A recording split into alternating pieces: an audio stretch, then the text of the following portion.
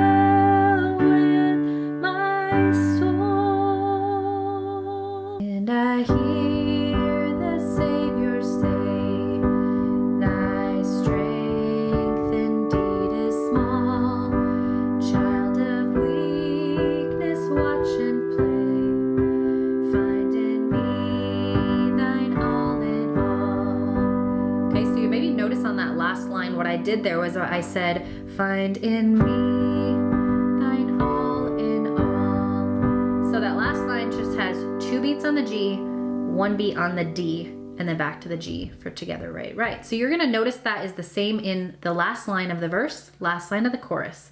All right, so find in me